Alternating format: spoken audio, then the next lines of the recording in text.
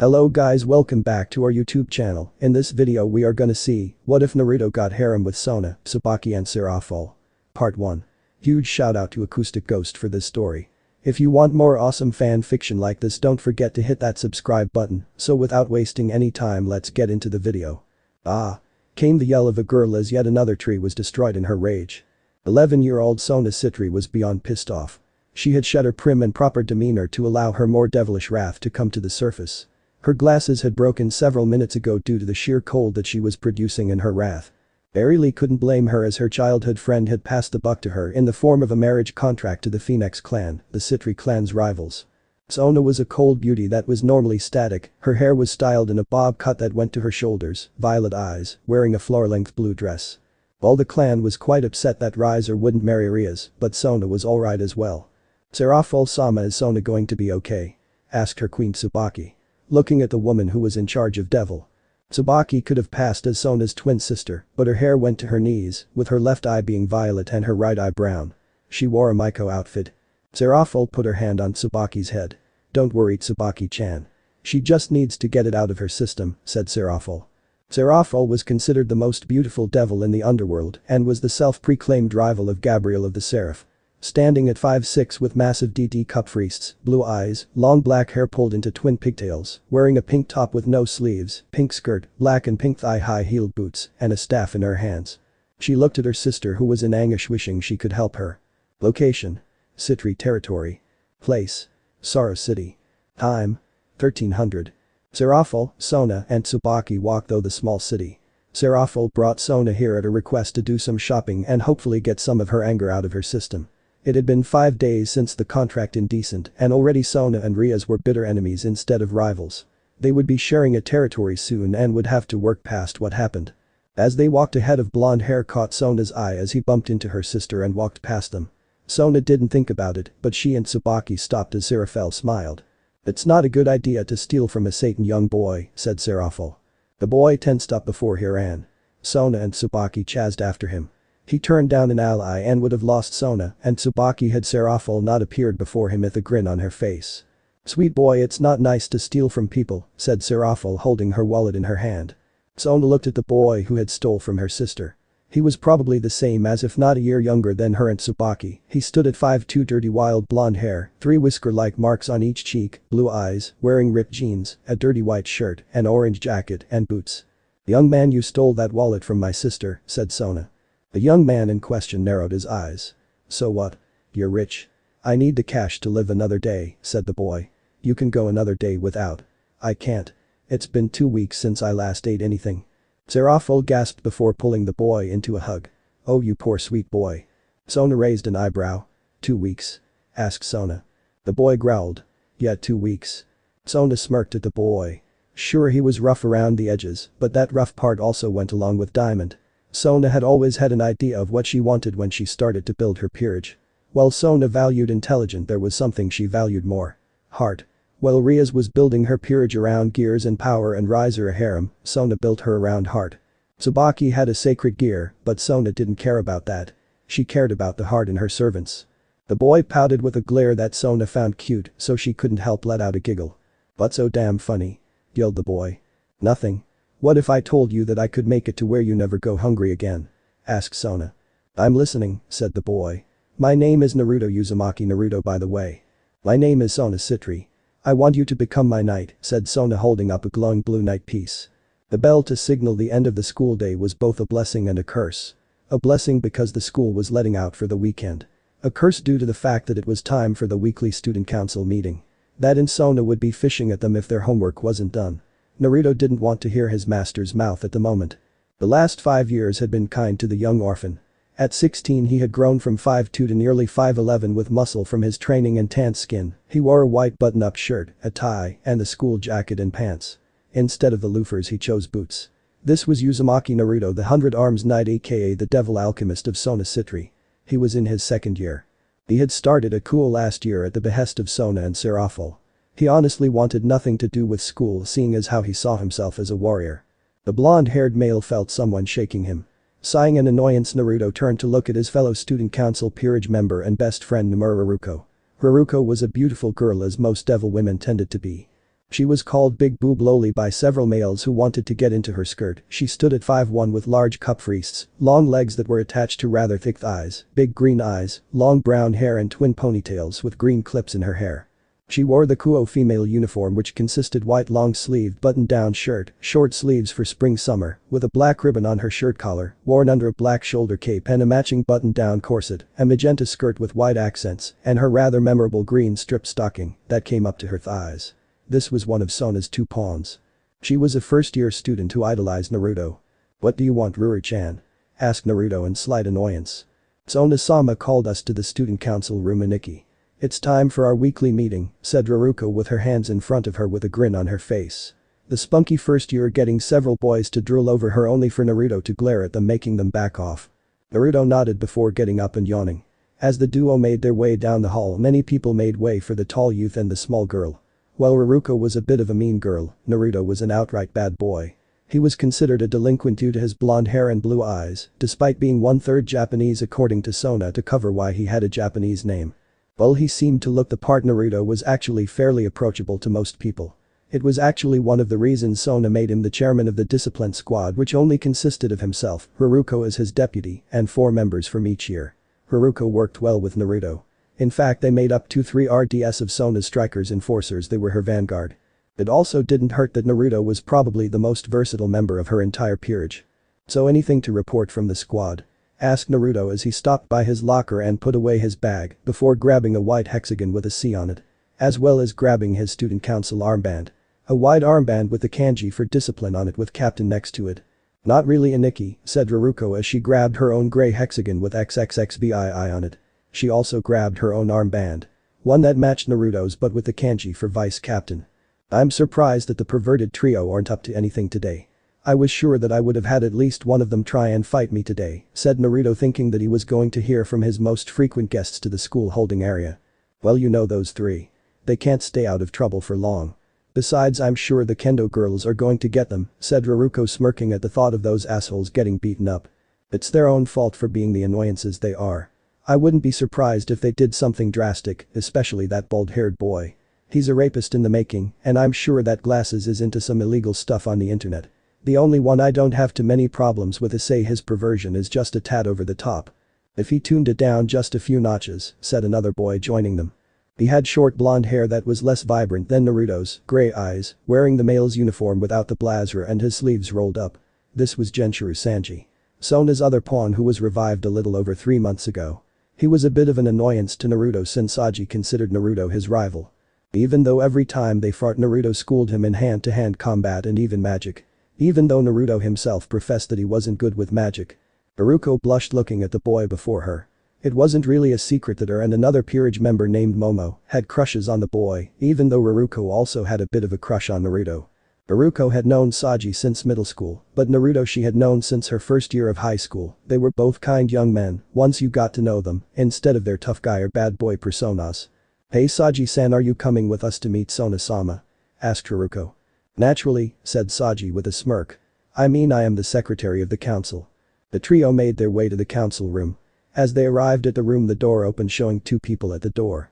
Kuoh Academy's great ladies and duo that were practically sex on legs. Ria's Gremory and Himejima Akeno. Both girls were tall. Ria stood at 5'9" and Akeno at 5'8". Ria's had crimson locks that went to the middle of her back, whereas Akeno had long black hair that went to her ankles in a ponytail. Both girls had ridiculous bodies, with Ria's having DD cup breasts and Akeno with a G cup breast. Whereas Ria's had blue eyes, Akeno had violet eyes. The trio backed away as the duo walked out. As they did, Ria stopped in front of Naruto and smiled. "So when can I expect you to come and become one of my cute little servants, Naruto-kun? Better yet, the day you become my lover?" asked Ria's, putting her hand on Naruto's cheek. Naruto frowned. "The day Sona-sama trades me to you, Gremory-sama. Which will never happen, as I played a bigger role in her plans, Gremory-sama," said Naruto as he moved her hand away from his cheek. Ria's pouted before she smirked. "Such a shame, really. There are benefits to being a free woman who can take whatever lovers she wants to her bed. I'm still saving myself though," said Ria's before kissing Naruto on the cheek. Akeno laughed. "It'd be easier if you gave me Naruto-kun to break for you, Ria-sama. Or don't, breaking you will be way more fun," said Akeno, kissing Naruto's other cheek. "Ria's, don't you need to go fulfill your duties as the co-ruler of our territory?" asked Sona coming out of the door with Tsubaki following her, both having narrowed eyes. Rias turned to her former friend rival co-ruler. Sona had filled out over the years and now had B-cup breasts and now stood at 5'5". She wore the female version of the uniform. Rias smiled at her former friend. "Sorry Sona. I was just speaking with my future knight," said Rias looking at Naruto with lust-filled eyes. Sona frowned as she allowed a bit of her demonic power to flow. "Leave my pressure Grimory or do you wish to face my cold wrath?" said Sona as ice began to form around her feet. Rias got a calculating look before she shrugged before waving at Naruto as she and Akeno walked away. Once they were gone Naruto, Saji, and Ruruko walked into the office following Sona to see Tsubaki and Momo there as well. Tsubaki stood at the same height as Sona but had filled out with massive cup breasts. Momo was a silver-haired beauty that stood at 5'4" with cup breasts and blue-green eyes. She wore the female uniform. "Are you alright Sona-sama? You seemed fairly tense there for a moment," said Naruto looking at his king. "I'm fine. I just received a message from Riser today as well as some news from Rias that has me a bit out of sorts. Once I have more information on the subject I'll fill you in," said Sona taking her seat at the table. Saji, Ruruko, and Naruto all frowned hearing this. Sona made it clear to everyone before they joined that she was trying to get out of a marriage with Riser Phenex. None had ever met him save for Naruto and Tsubaki. Both were not fans and refused to allow their master to marry such a vile creature. While Sona had gone into despair for a while, Naruto and Tsubaki had started preparations to save their master from the marriage. One of those had to do with Naruto learning under Ajuka Beelzebub for 2 years as a favor to SeraFall. He had told Sona and Tsubaki about what he learned and the things he could now create. "Enough about that. It's time to get to work," said Sona. "Hi," said everyone. "Hey Sona-sama, where's that lazy wolf and my adorable Kohai?" asked Naruto crossing his arms as he stood against the wall. "Both of them are doing contracts. Although I would prefer if you showed respect to Loop-san. He is the strongest member in the peerage after yourself Naruto," said Sona having no delusions about who were her strongest pieces. Naruto snorted before he sat down at his seat and began to do his work. A few hours would pass before they finished what they were doing. After about 30 minutes of work a seal appeared on Sona's desk before a piece of paper appeared. Sona picked it up and read over the contents before looking at Naruto, Ruruko, and Saji. "A witch has appeared within our territory. She had violated the decree from the Magic Society. This is a direct order from Leviathan-sama and the Supreme Sorcerer that this witch Darcy of the Storm is hereby excommunicated and deemed a Class C threat with a dead or alive tag attached to her head. Her last known whereabouts are here in Kuoh near the business district. Your orders is as follows: kill the witch and capture her grimoire," said Sona. Naruto, Ruruko, and Saji all bowed to their master.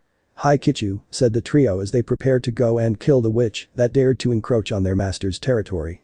The Magic Society was one of 2 human factions that didn't want anything to do with the Vatican or the Heavenly faction.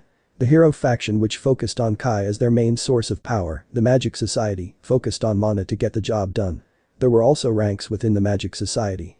The Sorcerer Supreme was the strongest mana user in the human world. Other than that, there were the strongest members of each class: Sorcerer, Mage, Wizard, Witch, Enchanter, Enchantress, and Elemental.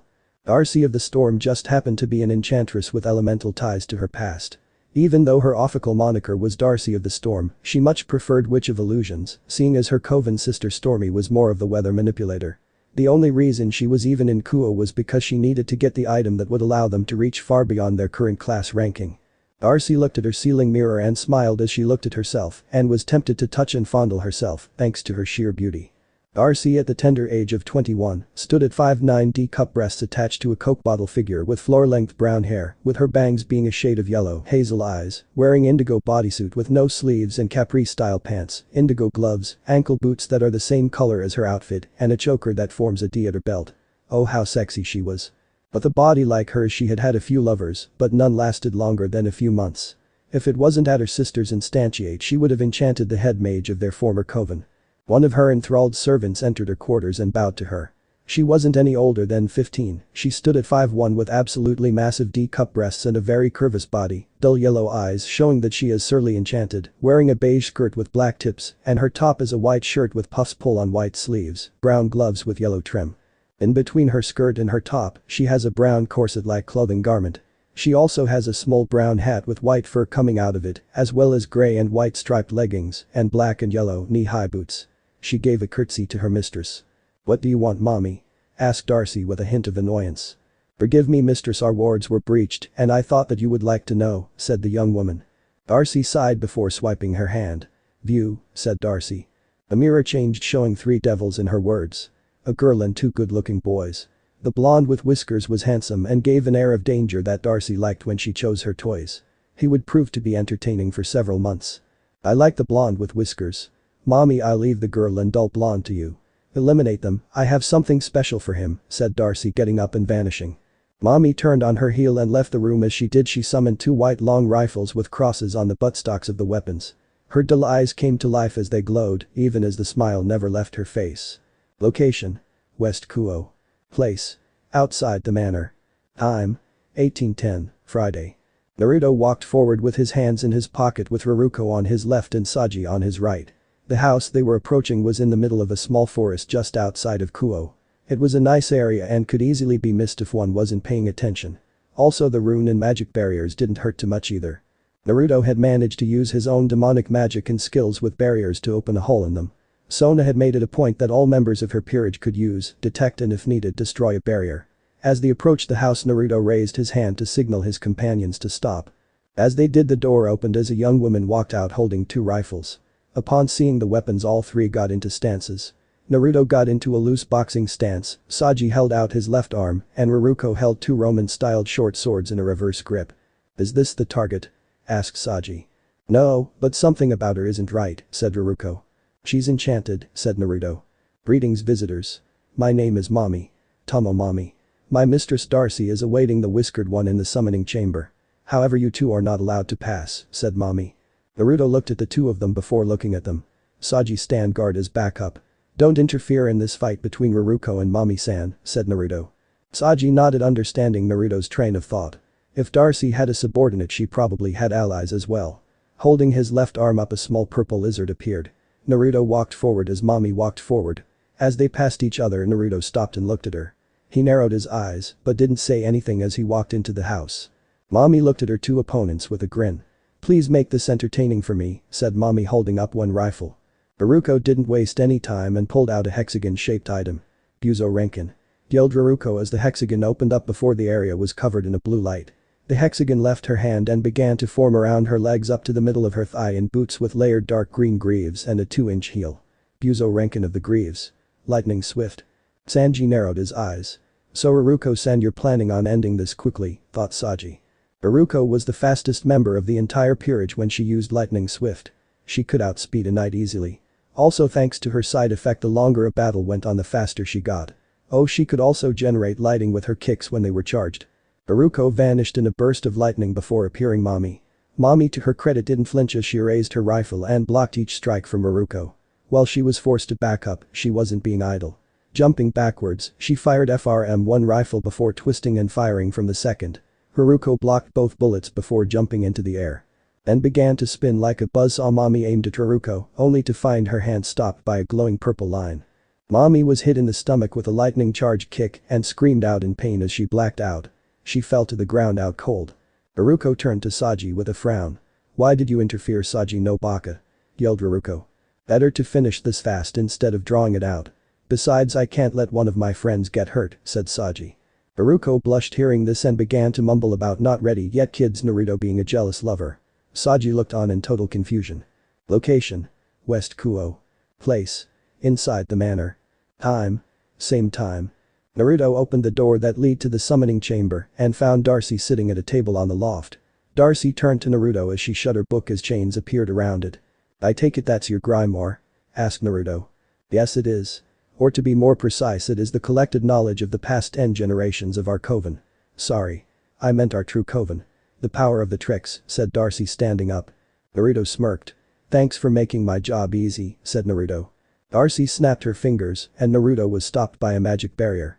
Naruto looked at the barrier and touched it only to get electrocuted. Looking at his burned fingers with an annoyed expression, he turned his view back to Darcy. As she seemed to be walking around the barrier. Licking her lips, she eyed Naruto. "Yes. You will make a nice toy for a while. I hope you're packing something nice downstairs," said Darcy as her eyes began to glow purple. "Now parry me." Naruto felt the parasite try to invade his mind. It wasn't as subtle as a scale, more like a sledgehammer breaking through a brick wall. Even with such an attack, she was still lacking in power to even attack his mental barriers. Naruto sighed before putting his hand out. "Repel." yelled Naruto, breaking the connection. Darcy yelled in pain as she grabbed her head and backed away from the barrier.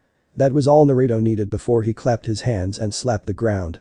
While Naruto sucked at regular magic and even worse at science, he was pretty good at alchemy. Most people thought that alchemy was just a way to transcend the rules of life. Turning lead to gold or water to wine. No, it was so much more than that. It was the power to rewrite reality itself. The amount of time and effort that went into the research was crazy. Naruto honestly had 3 completed tomes on the subject, but that was neither here nor there. The barrier scattered like glass as Darcy managed to regain her footing. Damn you. Darcy held out her hand. Come and do my bidding. Undead Knight. The room shook for a moment as Naruto jumped onto the loft as a Death Knight appeared in the center of the room.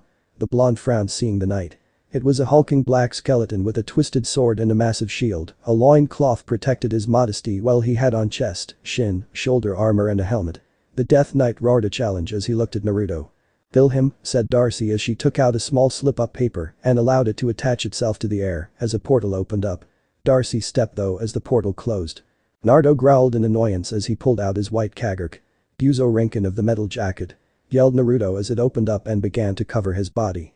He gained black pants, a silver-colored duster with a shoulder cape, black gloves, and a silver hat that was so low you couldn't see his eyes.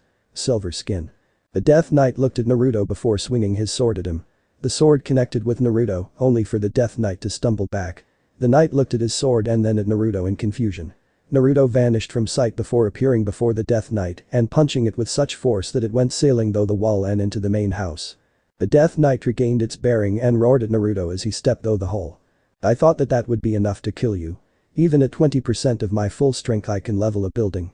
Let's try 30 then, said Naruto. Naruto vanished and appeared above the Death Knight. Uzumaki Comet Stomp, yelled Naruto.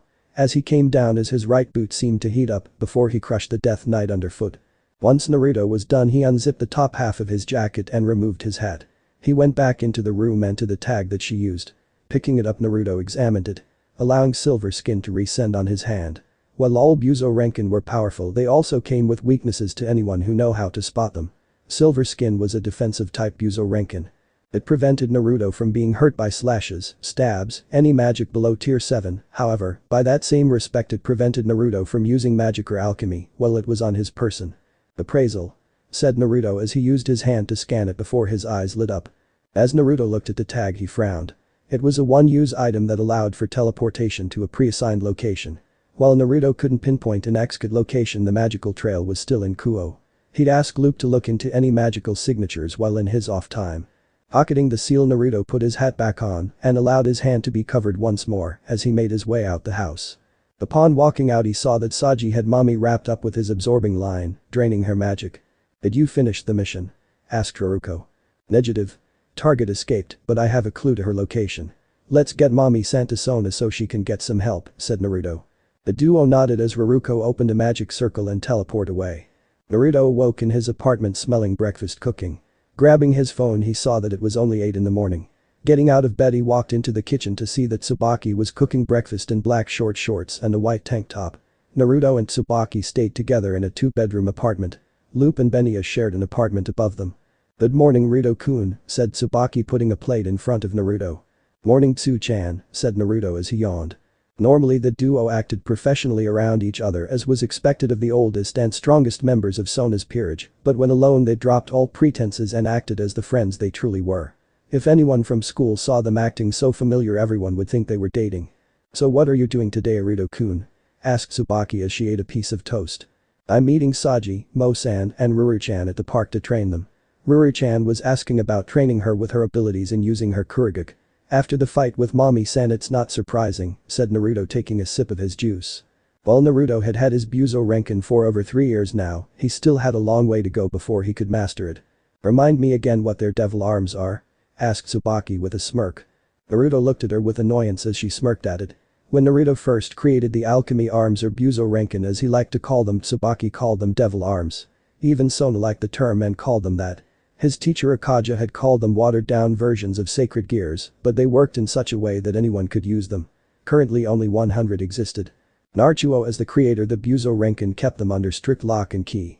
Even if he was ordered to give them out Naruto wouldn't because as he had told others before anyone could use them. Unlike the scared gear humans only restriction. Kurogane manifests from the person's will to fight and the strength of their own souls. No two people will have the same weapon and power. Ruri-chan's Kurogane turns into the Buzo Renkin of the leg. Lightning Swift and Momo-sen's is the Buzo Renkin of the living puppet. Zetsue. I still don't see why you won't just take one. I gave Sona-chan one Buzo Renkin of the waves. Demon of the deep, said Naruto. Tsubaki smiled as she manifested a mirror that sat snugly in her two hands and had gold trim with wings as she released it and allowed it to float behind her. Mirror Alice is all I need. That in conjunction with my magic and use of are all I need in a battle, said Tsubaki. Naruto nodded. How much time do we have left? Asked Naruto. Not much. I'd say 2 months to a year before he comes calling. Do you think you can get Saji, Momo, and Ruruko up to the level we need them to be at? Asked Tsubaki. Naruto rubbed his head. Not sure. While they all have potential to be strong, for each of them to unlock their chain break is going to require more than training, said Naruto as he got up from his seat and put his dishes away. Naruto walked into his room and changed into a pair of orange pants and a black muscle shirt. He walked over to Tsubaki, who had turned on the TV and was probably going to binge watch romantic TV shows. Naruto walked over to Tsubaki and gave her a tender kiss on the lips that she returned. There was nothing romantic about it, it was just a thing between them. See you in a bit, Tsu-chan, said Naruto. See you later, Rito-kun, said Tsubaki. Location: West Kuoh. Place: Park. Time: 1000. Momo and Saji panted as they stood across from Ruruko and Naruto, who, while dirty, were grinning like the freaking cat that caught the canaries. All four had training gear. Naruto MMA gloves, Ruruko kick pads and twin Bakken Saji gloves, and Momo a bamboo sword. You're too strong, Naruto-senpai, said Momo, wearing the school gym uniform without her jacket, allowing herself to breathe after that rather harsh training. Not only do you have a knight speed, you also have a rook strength. Naruto sighed. Only because I trained my body to be so. Thanks to the speed boost of the knight, I have to work 20 times harder to gain my strength and defense abilities. Trust me, it's not easy keeping that strength up with her, said Naruto. So how about we take this up a notch? Asked Saji, releasing a bit of his power as his left arm gained a purple aura.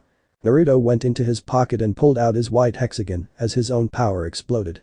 As they were about to battle, they were stopped as they felt the presence of holy magic. They looked over to the entrance to the park and saw Hinata Issei, the most and least perverted member of the perverted trio, with a girl. The problem, however, was that the woman was a fallen angel. Saji, Ruruko, said Naruto, taking command in Sona's stand. Hi, said the two. Monitor the situation here. Momo and myself will report this to Sona-sama, said Naruto. What should we do if she proves hostile? Asked Saji. Naruto looked at his fellow blonde. If they prove hostile, kill them. This is devil territory, and the only reason we haven't done anything is because we don't know what they're up to, said Naruto. The duo nodded to Naruto before they took off, following after the duo. Momo activated a teleportation circle before they vanished. Location: North Kuoh. Place: Sona's bathroom. Time: 11:30. Sona was laying in her personal bath, just enjoying the hot water that kissed her skin. It was a rare occasion that she was allowed to enjoy herself. Between Ria's less than attractive attitude, Riser's constant letters, the mystery coven that was in her territory, and her sister calling her every day to see if anyone was messing with her Sona-tan, it was nice to relax. She opened her eyes as a portal opened up in the bath as Naruto and Momo stepped out and both fell to a knee, bowing. Sona, like many born devils, didn't really understand the concept of modesty. To devils who were descendants of a branch tree of fallen angels, it was a concept as foreign to them as the sky was to deep-sea fish. Sona stepped out the bath and donned a sheer white robe that barely went to her thighs. Rise and speak to your king, said Sona.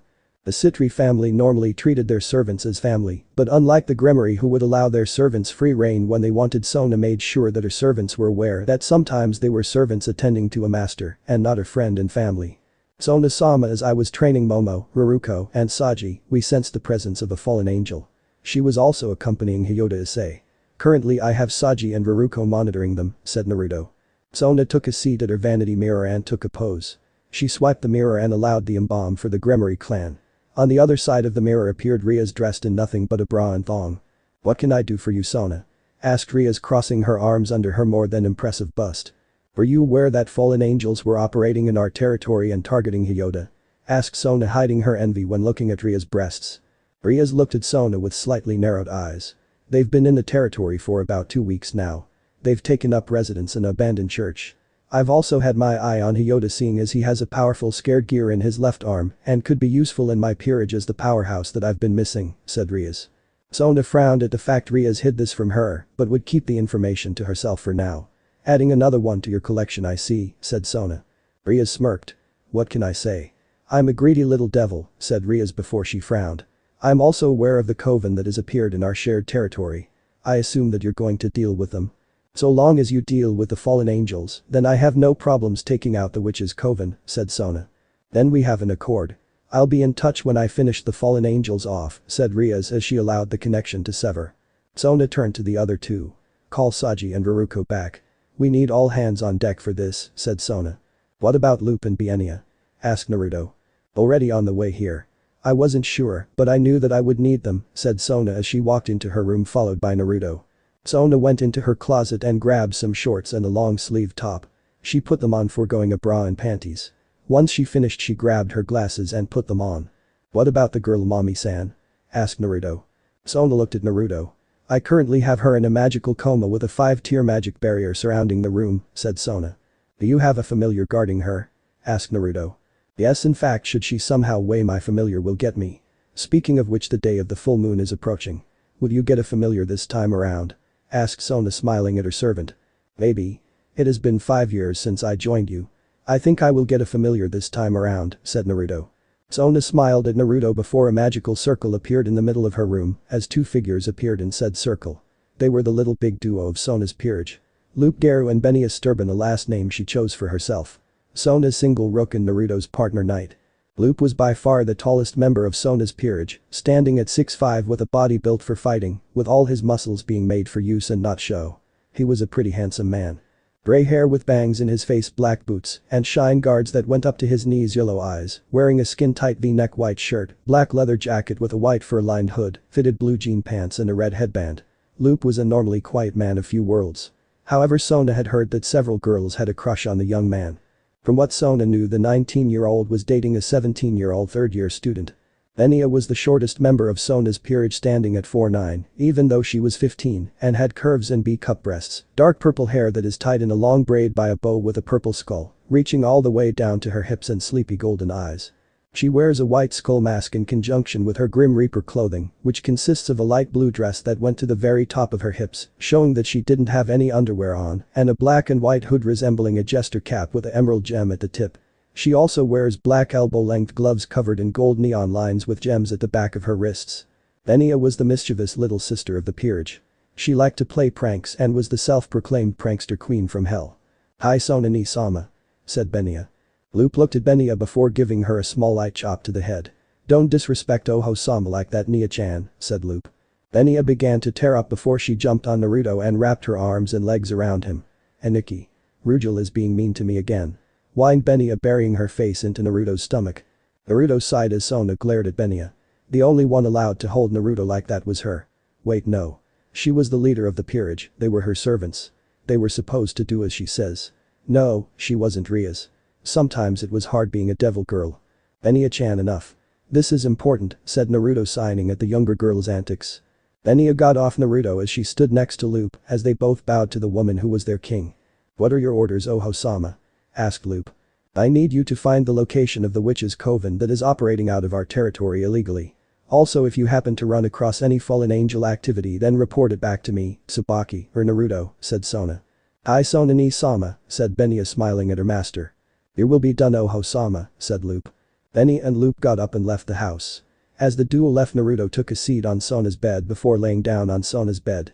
As he did, Sona joined him and hugged him. "So planning on resting up?"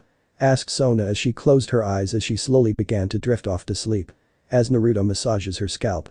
"Devils don't rest, Sona-sama," said Naruto as he pulled out a pocket watch and opened it, showing 3 different timers. All of them linked to his current project.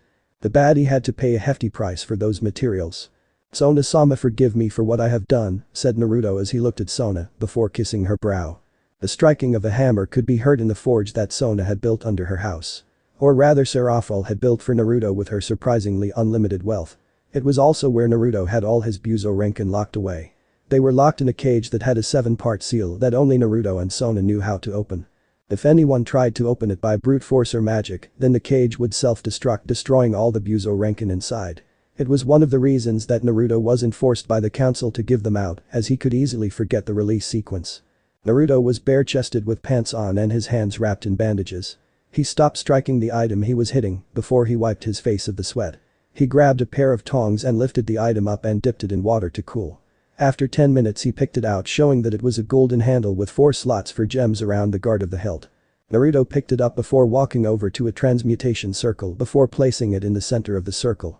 Naruto placed his hands on the circle before activating the circle. The circle glowed blue for a minute before the glow died out. Picking it up and looking at the inside of the handle to see several silver blue glowing alchemy letters. This signified that the alchemic power had taken effect as he wanted. Naruto nodded after careful inspection of the lettering and making sure that each sequence was lettered right and would do what it meant to do. Walking over to a table, he picked up 3 icy colored orbs that were each the size of a penny and carefully inserted them inside the handle before picking up the last orb, which had a rainbow of colors contently swirling inside of it. Carefully placing the last orb inside, Naruto preformed transmutation on the hilt, making the orbs melt to the hilt. He took the 16-inch golden colored hilt and placed inside a circle as it floated in the air. He turned to the last components. A 15-inch long, 8-inch wide, 5-inch thick slab of blue ice, and a 17-inch long 3-inch wide orange alchem sheet. They were the last 2 pieces needed to finish his weapon. It would take Naruto 3 days to shape and forge the 2 together. Time he currently didn't have on his hands. Picking up the orange alchem, Naruto walked over to AutoCAD and began to set the dimensions on what he wanted. He took the blue ice to another machine, only this one was powered by magic. Setting it, he allowed it to be cut into, also getting shaped to the way he wanted. The blonde boy yawned. Going over to his pocket watch, he grabbed it and opened it, showing that the last components had 65 hours before they were ready to be forged together. Walking to the stairs and walking up the stairs, Naruto exited the room and sealed the door before concealing it with a powerful illusion. Naruto walked over to Sona's room to see that his master was still asleep. Naruto went into her closet and grabbed a spare set of clothes that he kept there when he worked in the forge. Naruto walked into the bathroom and ran a hot bath, but showered first as not to leave a ring around the tub. As Naruto allowed himself to sink into the water, he sighed. In 62 hours he would be able to complete his weapon. Naruto and Luke were Sona's strongest fighters, but they were deadlocked in skills. Naruto's silver skin gave him defense that rivaled that of the Rook, while Luke, being a werewolf, gave him a higher natural speed than normal, comparable to a knight. Honestly, when Naruto and Luke fought, it often came down to a battle of speed. Currently the two of them were 16-16. Naruto was sure that the next time they fought he would be able to win. Location: Kuoh. Place: Kuoh Academy Halls. Time: 0830, Monday. Naruto walked down the hall yawning. He spent almost all Sunday working in the forge and doing contracts. While Naruto was a middle-class devil, he still ended up with contracts for time to him. His contracts were for whatever reason rich women who wanted to take either a young lover or son out on a date. Naruto never slept with any of them, but he got really good at planting suggestions in their minds, making them think they did the deed. Hearing some talking around the corner, Naruto grew a bit curious since classes would start in another 15 minutes. He stopped as he looked at Issei, who was talking about the girl he went on a date with, to his 2 buddies. It seemed that Issei had served his encounter with the fallen angel. Unlike pure-blood devils who had slow birth rates unless they bred with a reincarnated devil, or angels who couldn't breed at all due to the fact that they were born of pure, holy, or righteous souls, fallen angels could breed with each other and humans to increase their numbers.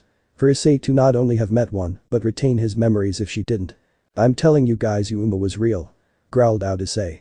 "And I'm telling you that you were spanking it too hard to a good skin flick, son," said Mitsuda, the perverted baldy. "Issei, you're a brother in the ways of the pervert, but if you keep this fantasy up you're going to come off as just a creep," said Motohama, adjusting his glasses as he allowed his hair to cover his forehead again. "That's funny coming from you, Motohama-san," said Naruto, making the trio jump in fear. "Yo, it's not cool dissing a bro, Uzumaki," said Mitsuda, growling at his archenemy. Naruto rubbed the back of his head.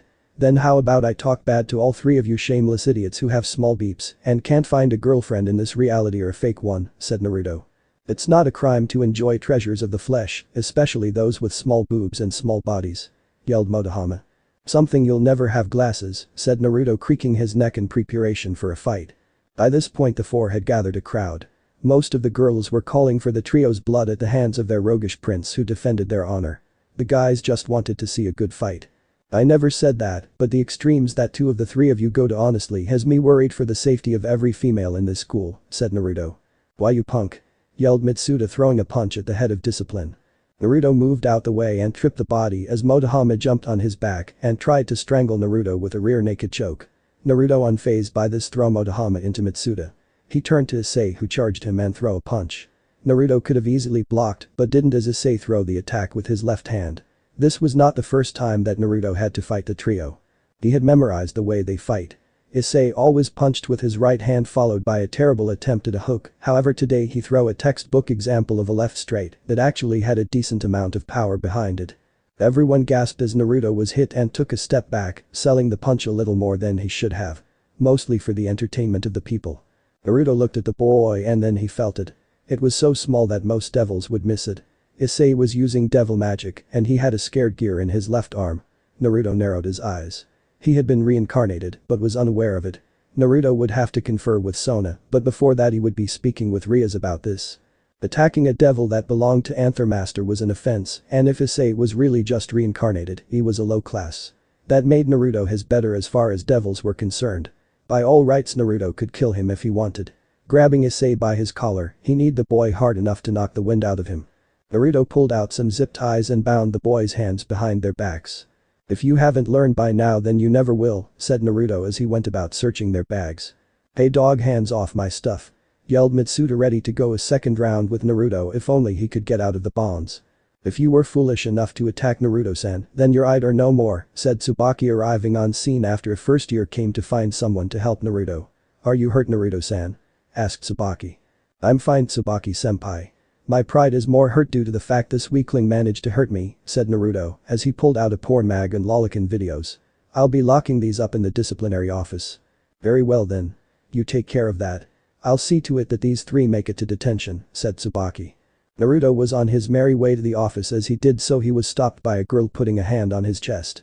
The girl wasn't tall, maybe standing at 5'2" with breasts that were at least cup, her figure was slim, but the curves of her body were undeniable.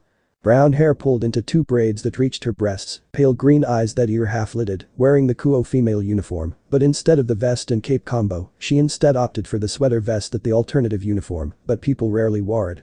She also chose long black stocking instead of white socks. This girl was Kiryu Akiya. She was the most perverted girl in the school and in true was the boys' nightmare since she was often called witch or succubus by the boys.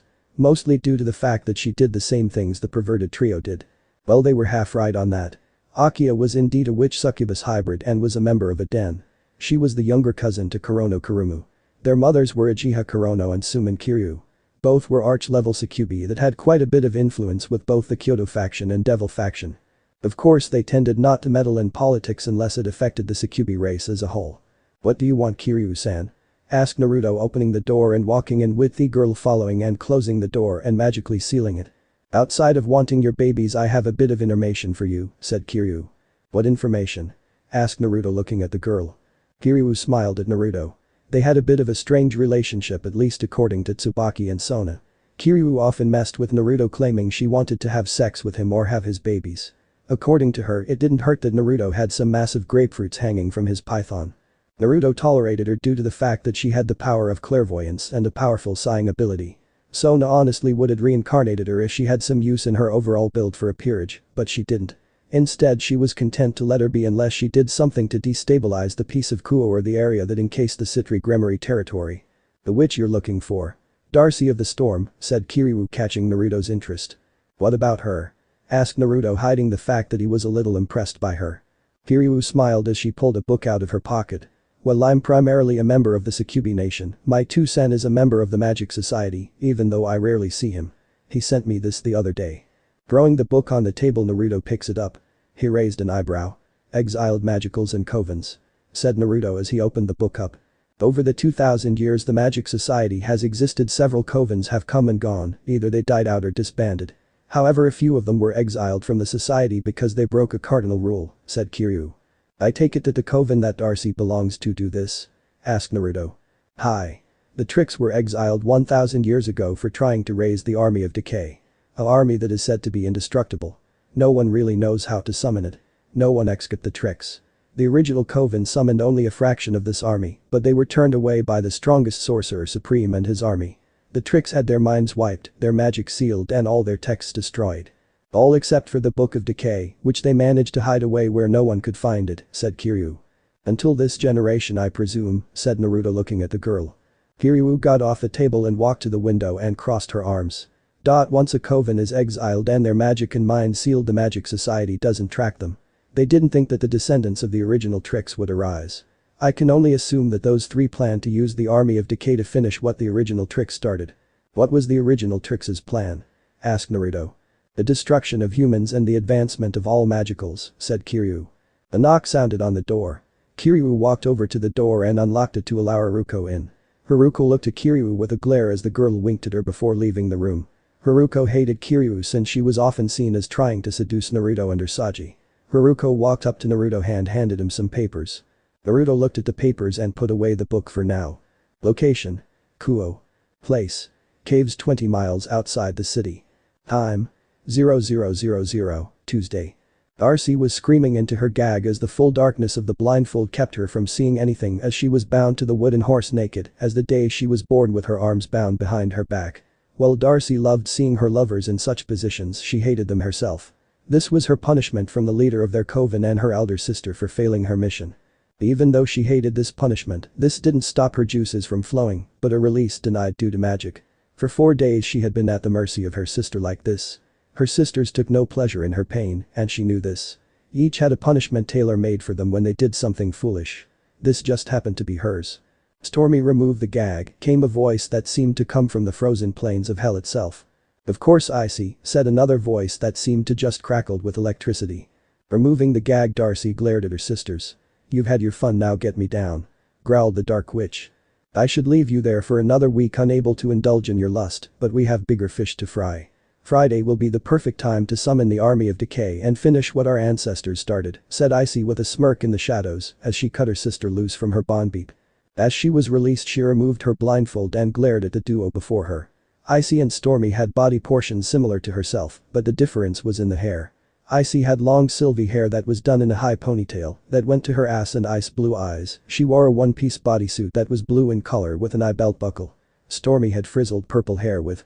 Instead of a bodysuit, she wore a purple dress. Throwing her some clothes, Darcy quickly dressed. As she took her spot in the Coven thrones. Now that you've been punished, do you have any plans to deal with the devils? Asked Icy. 1. The blonde, he was strong, that much I can attest to. Even though I didn't stick around, he killed the Death Knight with ease. That was a level 5 undead that he killed, said Darcy. Stormy growled. It takes weeks just to forge one of those. We only have 30 of them, growled out the Witch of Storms. Now little sister, everything is alright. We still have the others and the army of decay on our side, said Icy. Not yet, we don't, said Darcy. Icy glared at Darcy. Don't make me kick your ass again, said Icy, allowing her power of said element to show. I'm sorry, but unlike you, I'm not into incest. Or was mommy dear not hard enough on your ass when she turned you out? Asked Darcy with a smirk.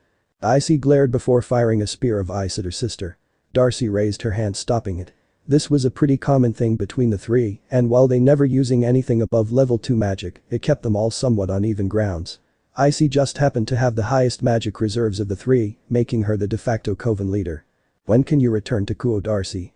Asked Stormy, trying to defuse the fight before it got started. I can go tomorrow. I'm going to take 5 Death Knights this time. I also narrowed the lead down to a museum.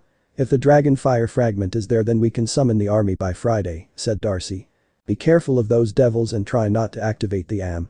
We need the dragon fire fragment to summon the army of decay alongside the Phoenix fragment, said Icy. I'll be quick about Icy. That I promise you, said Darcy as she rose to retire to her room. School was always boring, especially modern Japanese. Haruko hated this class. She was only passing with a C+. Sona told her to get her act together or she would be spanked. No one in the peerage liked that punishment. Haruko sighed as she pretended to listen to her teacher's lesson, but was already deep in thought thinking about Naruto-kun. It was a little over 6 months ago that she met Sona and Naruto. Who knew those two would change her life forever. Flashback. Location: Kuoh's red light district. Place: club. Time: 2100 Saturday, mid-February. Haruko walked out of the restaurant with her daddy for the night. She wore red lipstick, a green miniskirt that was so small that you could almost see the bottom of her thong if you looked closely, black stockings, a heavy tan fur coat. It was slightly open, showing hours breasts off since she didn't wear a shirt or bra. Haruko often took guys out to get money from them. Sure, they were old enough to be her brother or dad, but that was neither here nor there. She did this for fun, and the pocket change was always welcome. Currently she had about 200,000 yen saved after doing this for 4 months. They often paid her really well, normally between 5,000 to 20,000 yen. The most she had ever done was some kissing, light groping, and even gave a hand job to one guy who had been really cute. She honestly didn't want to give her virginity to any one of these men, even though they offered a lot. Today's client was actually a handsome young gentleman who was about 26 and a businessman. "So where are we going, Aniki?" asked Haruko. "Someone save me," thought Haruko. Just as she thought this, a magic circle went off in her pocket. The man got off her as two people stepped out of the circle. It was a blonde with a broadsword in his hand and a Sona 1E-san. "You would dare try to violate a maiden of Kuoh Academy? How disgraceful," said Sona. The man growled. "Fuck you, bitch. I paid good money for this young piece of ass, and I plan on getting mine in," said a man pulling out a gun. "Naruto, please teach this ruffian that it's a bad idea to point things at ladies when they don't want them," said Sona. "With pleasure, Sona-sama.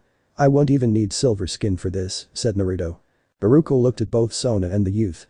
She remembered his name now, but this was her first time seeing him. Uzumaki Naruto was the new head of the disciplinary committee upon Sona's personal request to the staff of the school. Even though he was only a first year, he was physically the strongest person in the school. He was also a regular in attendance to garden club meetings. Before the man could pull the trigger, Naruto vanished and cut the man's hand off. Naruto dropped the sword before it vanished into nothingness. He grabbed the man's dripping, bleeding head before dropping it next to the body, before clapping his hands and putting it on the body. The body twisted and reformed before it turned into marble. Picking it up, he threw it into the garbage. No trace of the bloody scene was there. "Your wish has been fulfilled," said Sona. "Now I require payment." "What is it you want, Sona-ni-chan? Money? My body? My soul?" asked Haruko in a bit of fear. Sona smiled at her. "You're actually pretty lucky. Since the new Satan faction took over, we are forbidden from taking human souls. That contract that you carried around was good for one wish. All I require is a bit of your natural magic. Is what I would normally ask for, however I've been watching you for some time, Haruko. You're a tough girl, never allowing anyone to hurt you or bully you at school. This is honestly the first time I've seen you fold. Fear of that fate exists in all races with females, I suppose. Your heart drew me to you. For that reason alone, I want to offer you the opportunity to become my pawn and a member of my family," said Sona. "What if I refuse?" asked Haruko in defiance. "Nothing. I wipe your memory of this incident and you go back to never knowing that you were saved this night," said Sona. Haruko looked at Sona before looking at Naruto. "Is this true?" asked Haruko. 4 years ago I rolled the die with Sona and it turned my whole life around. Whether or not you make the same choice is up to you. Just know that if you become one of us, you will have to do unspeakable evils in the name of Sona-sama," said Naruto. Haruko looked at Naruto and searched his eyes for any signs of doubt about the choice he made. After a full minute she found none. Closing her eyes, she looked at Sona before bowing her head. "I accept, Sona-sama," said Haruko. Sona pulled out a pawn piece from her pocket dimension. "Then under the power of Sona of the House of Citri, I command you to be reborn into the life of a devil as my pawn," said Sona as the piece shot off and into Haruko's chest. Haruko gasped in pain as he back exploded, revealing 2 black slender bat wings. She gave one last look at Sona and Naruto before she fainted. Flashback end. Since that day, Haruko hadn't regretted her choice. She sometimes daydreamed about what it would be like to be Naruto's servant instead.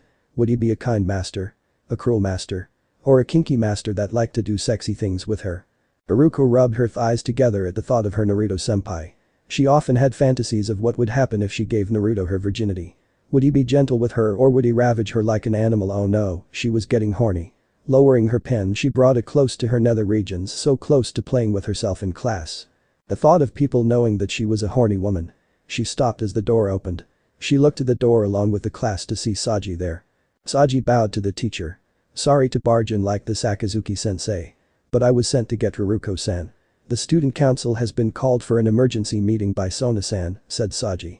Haruko got up and followed Saji out of the class. Both glad and annoyed at the blonde-haired boy. Location: West Kuoh Citri home. Place: guest room. Time: 1900, Tuesday. Big yellow eyes fluttered open as the figure looked around the room. Sitting up, she removed the covers from her body, but winced in pain as her head felt like someone had tried to split it open with a mallet. She felt a slight breeze before she realized that she was naked. Looking around, she saw a simple pair of jeans and a shirt. Going over to them, she squeezed her rather large ass and thick thighs into the pair of jeans that were probably a size too small. In fact, they slightly fell off her hips but came to about mid-calf. She pulled on the shirt that was rather fit on her. Finally, a pair of yellow sneakers went onto her feet. Opening her hand, she tried to summon her soul gem, the source of her power, but to no avail. Without it, she could only do tier 1 spells without exhausting her magical reserves. The room was clouded with magic stopping her from using it. Walking to the door she tried to open it only to be shocked. Mommy looked at the door again before holding her hand out. "Scan," said Mommy as her eyes took an ethereal glow as she looked at the door. A tier 5 magic barrier. "I won't be able to break that down without my soul gem." Mommy sighed as she sat on the bed. She only sat there for about 20 minutes before she heard the shattering of glass. This was the sound that let her know that the barrier had been broken by the user.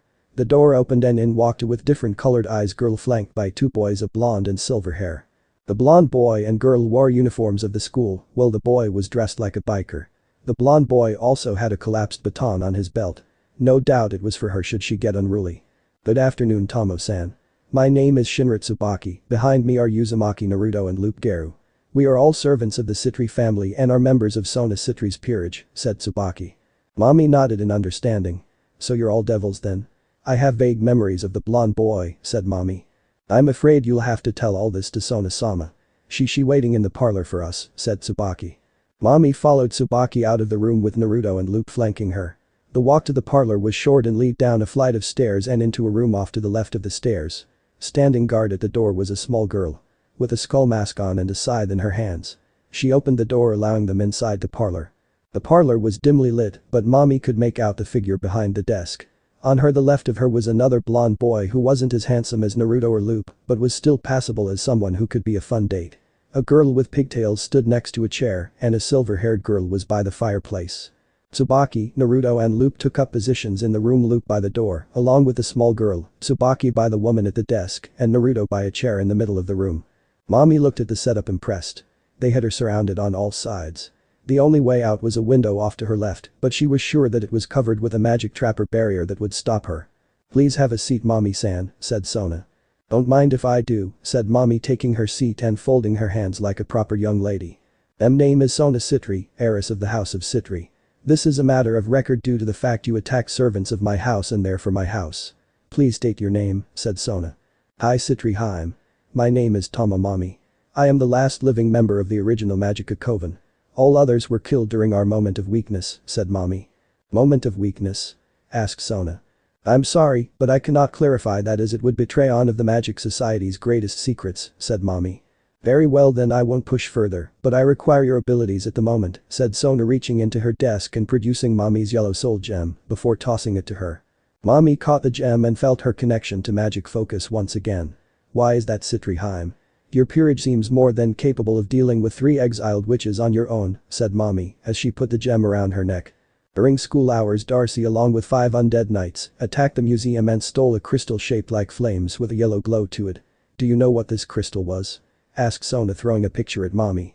Mommy caught the picture and looked at it before narrowing her eyes. "This is the Dragon Fire Crystal. It is one half of a set that the Tricks have hunted for years. That is all the information I know, seeing as how the books on the Army of Decay are forbidden to even masters of the society."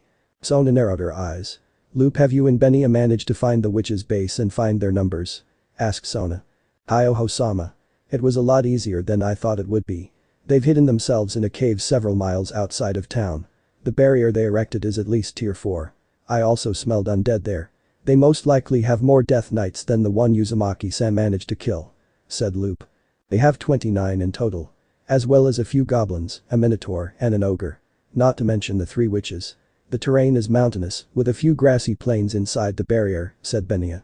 Tsubaki made a holo map appear on her board with the said pieces in front of Sona. Sona carefully studied the board. Sona allowed her mind to calculate and strategize. She placed her hands in front of her face and allowed her hair to shadow her eyes, before smirking. "What are you planning, Sona-sama?" asked Naruto. Sona picked up a knight before holding it out and slamming it on the holo map. "Checkmate in 4 turns," said Sona as her yellow eyes gained a murderous glow to them. Sona was probably the smartest of the 4 rookie kings, as the heirs to houses Gremory, Bale, Ageres, and Citri. Each of them was considered powerful in their own right, but Sona didn't have the same magical prowess as Riaz, the muscle of Serg, or the raw power of the dragons that Sakvara, however she made up for that with cunning. That was the reason why she didn't have one standard formation when it came to her forces. She had several. Her main attacking de facto force, the strikers. Naruto, Raruko, and Loop made up the strikers. Her fastest fighters. While Naruto and Loop could easily be considered her strongest pieces, they had a rivalry that had them try and one-up each other. That was where Raruko came in. She was not only fast enough to stop their attacks on each other, but could make them stop with just a glare. Backing them up with magical support was Tsubaki, Sona, and instead of Momo as was normal today, Mommy would act as the third of their magical support. Bringing up the rear and making sure that no one escaped was Benya, Saji, and Momo. Naruto and Raruko already had their Buzo Renkin activated. Loop had discarded his jacket as they walked into the barrier. The second the strikers walked into the barrier, low-level undead appeared. "That's quite a few undead," said Raruko, holding her twin swords at the all sporting shields and swords. "Nothing I can't handle in a minute," said Loop, creaking his knuckles. "Please Mutt. All you're going to want to do is chew on the bones." "Leave this to me," said Naruto, rolling his shoulders. Naruto and Loop looked at each other before they both vanished in a burst of speed and static. After only 30 seconds both appeared next to Raruko. Loop's hands now sporting wolf claws. "What's the score, Ruru-chan?" asked Naruto. 37-32. "In favor of Loop," sighed Raruko, more annoyed that she didn't get in on the action. Loop looked at his rival and smirked at him. Before Naruto could speak and talk back, he grabbed Raruko by the arm as Loop jumped backwards away from a shockwave. Sona raised a barrier, stopping the earth shockwave from hurting the trio in the rear. They looked at the entrance to the cave, only to see a minotaur. It was at least 8 feet with his left horn missing and a large sword in his left hand. He was drooling as he roared to the skies. "The minotaur. Perfect," said Naruto as he allowed Silver Skin to resend on his arms before clapping his hands and slamming them on the ground. From the ground Naruto created a kopis. Grabbing the kopis, Naruto charged in and did a falling spinning kick. The minotaur blocked the attack before swinging at Naruto. Naruto was caught in the side and sent flying. Naruto righted himself in the air as a blur of silver passed him as Loop in his wolf form charged in and darted to the side before he jumped at the minotaur's throat, going for a quick kill. The minotaur snatched him out the air and was about to slam him into the ground had Raruko not appeared behind the minotaur and kicked him in the head. Loop got away. Before the minotaur could resume the fight, he found himself trapped in ice as Sona trapped with a block of ice that Sona and Tsubaki created. Raruko appeared in front of the minotaur and cut his head off. With a twin slash. The minotaur fell over dead as the strikers regrouped. Naruto and Loop looked at the girl who held up the victory sign. "No fair, Ruru-kan, that was my kill, Yakno," yelled Naruto. "You're wrong, shitty chemist." "That was my kill," said Loop. "Are you all okay?" asked Sona. "Yeah, we're fine, no Hosama. That thing wasn't as strong as it looked, but it was smarter than your average minotaur, that's for sure," said Loop. "Shall we go into the cave?" asked Mommy with a smile. As the group made their way into the cave, they could feel the effects of a second barrier. After passing the barrier, they stepped into cold water. Everyone besides Sona and Naruto shivered. Naruto stopped in front of the group before removing his hat and unzipping the front of his jacket. Naruto clapped his hands together before slamming them on the ground, heating the water slightly. "That was the spell work of a witch," said Mommy. "Was it Darcy who cast the spell?" asked Sona, looking at the magicka. "No. The one behind this was Icy. She has quite a few powerful ice spells. If I was to say so myself, she is the strongest member of the tricks just due to her sheer magical power. Even if Darcy and Stormy were to attack her, they would probably be beaten," said Mommy. The group continued to move forward without any real delays to their speed. They ran into the odd undead here or there, but it was nothing they couldn't handle. About 15 minutes into their journey, they had to stop as they entered a large cavern. Storm clouds could be seen in the air. Everyone tensed as they felt a magical build-up in the air. Naruto pushed Raruko out of the way, taking a lightning bolt struck where she was. Naruto didn't even feel it as it was much too weak to bypass Silver Skin, but had it hit Raruko, she would have been knocked out cold. Once the lightning died down, everyone turned to the area where the attack came from. Looking there, they saw the 3 witches all standing there. "I see the one with white hair holding an amulet with an orange crystal in it shaped like a dragon, while the other half was empty with a phoenix shape. He's sturdy." "That was lightning bolt was fully charged," said the purple-haired one, her right hand arching with purple lightning. "I agree. He took one of your tier 4 attacks with ease," said the white-haired woman. "I got to say that you are not as powerful as you think you are," said Naruto as he glared at the witches with glowing blue eyes. The trio narrowed their eyes at Naruto. Darcy's eyes glowed purple as she directed chaos magic at Naruto. Naruto felt the magic, but it didn't take hold. Naruto charged at the trio, but was stopped by a large fist, sending him flying into the wall. Naruto grunted in annoyance. Ball slash, piercing, and magic attacks up to tier 7 did nothing to him. Pressure-based attacks and super magic could still hurt like a bitch. Falling out the wall, Naruto looked at the figure that hit him. It was a hulking golem full on ready for battle, and he was strong. It was purple in color, standing at about 10 feet tall with broad shoulders, massive fists and a tiny head with a single gem in it, with arms that was Loop was already in the air throwing a kick at the golem. It blocked the attack before throwing him into the ground.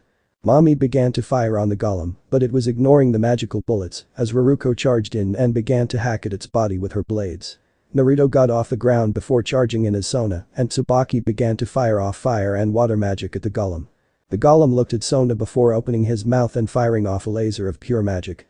Tsubaki raised a barrier and blocked the attack as both Naruto and Luke jumped and kicked it in the head. Haruko appeared before it and combined her blades before slashing upwards, trying to cleave the creature in half.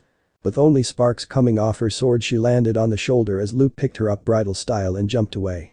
The duo landed on the ground. Naruto appeared next to them. "By the power of the Citri clan, I command the waters to crush this abomination," yelled Sona, summoning a bubble of water around the golem. Creeks could be seen forming in the body before Naruto appeared before it in the air. "Uzumaki open palm cannon," yelled Naruto, pulling his open palms back and throwing them forward and unleashing an air blast that busted the bubble and put a large dent in the body of the golem. "Looks like the army of decay can regenerate. This will be a huge advantage when we summon the full army," said Darcy.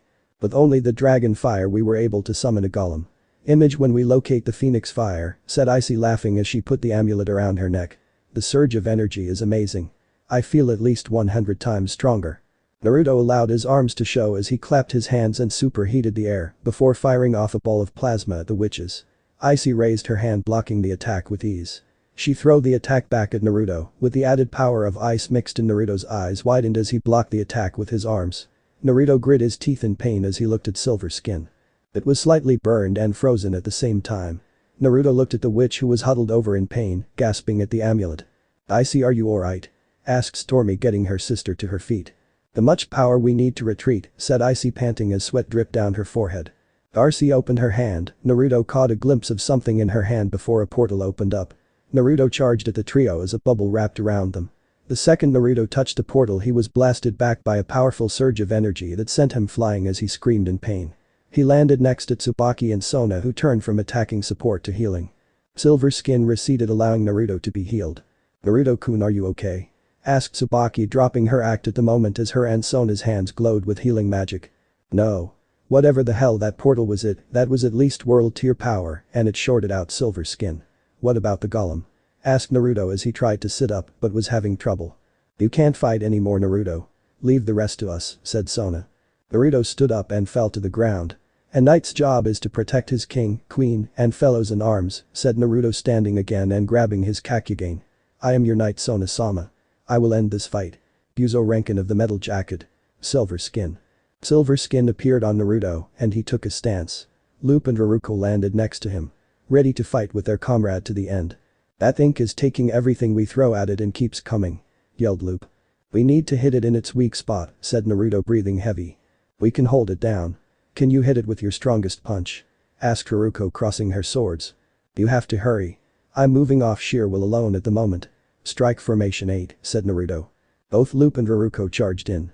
Luke reinforced his claws with wind magic before jumping into the air and filling his lungs with air before unleashing a massive gust of wind. This stunned the golem as Haruko appeared behind it and kicked it 100 times in the chest, caving it greatly. Naruto looked at the duo before charging in and jumping in front of the golem's face. "Uzumaki smash," yelled Naruto. Naruto dropped back and loaded all his power into his right hand before punching the golem in the face, breaking the gem and ending the golem's life. The golem began to crumble as Sona rushed forward and pulled out a small vial before capturing some of it. She pocketed it and planned to send it to her sister. She turned to her people as Luke helped Naruto stand with Haruko fussing over him, along with Tsubaki, with Mommy laughing at their antics. Sona sighed as she smiled at her servants. Soon they would be put to the test. Location: Kuoh Academy. Place: Class 2A. Time: 0830. Listening to people talk could easily irritate Naruto, especially when they were praising Yudo for winning another kendo match, hailing him as not only the pride of Class 2A, but the prince of the school. Honestly, it annoyed Naruto a bit that his fellow knight used his natural devil charm. Sure, any devil worth their salt could do it, but it was draining on magic, and Naruto honestly didn't have time to practice it. As the teacher walked, she walked to the front of class. "Alright everyone, settle down. Today we have a new student joining Class 2A. She hails from Hokkaido, but has spent the last 5 years in England with her father. Please introduce yourself, young lady," said the teacher. The door to the class opened up and in walked Mommy, making many boys' jaws drop at the sight of the girl with big boobs and honey brown eyes. Naruto raised a brow at this. Shortly after the battle and Sona giving the report to her sister as well as the Magic Society, Mommy had requested to be reborn as a devil. She had attributed it to her entire coven being dead and her not wanted to become a skill cell at the Magic Society HQ. Sure, she had just been reborn as a devil the other day.